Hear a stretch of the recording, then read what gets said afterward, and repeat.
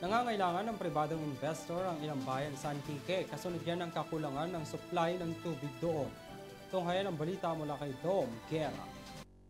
Hikayat ni DILG Undersecretary Jonathan Tan, ang lokal na pamahalaan na pagtuunan ng pansin ang paghahanap ng pribadong investor upang matugunan ang pangangailangan ng mga residente sa sapat at malinis na tubig. Sa pagdiriwang ng ika-160 anibersaryo ng San Remigio, Antique, tinukoy ng Department of the Interior and Local Government o DILG ang kakulangan sa supply ng tubig bilang pangunahing hamon ng bayan.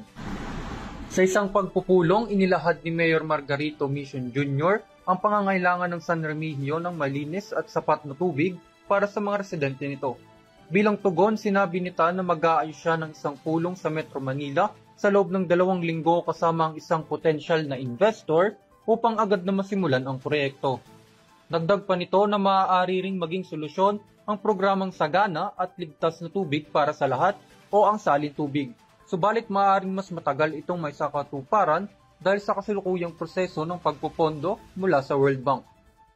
Sinabi din ni Mayor Mission na kulang ang kasalukuyang budget ng bayan para makapagpatayo ng isang komprehensibong water system, kaya't kakailanganin nila ng tulong ng pribadong sektor para sa tuloy-tuloy na supply ng tubig at para na rin mapaunlad ng kanilang turismo. Para sa EuroTV News, ako si Dom Guerra, sumasaludo sa bawat Pilipino.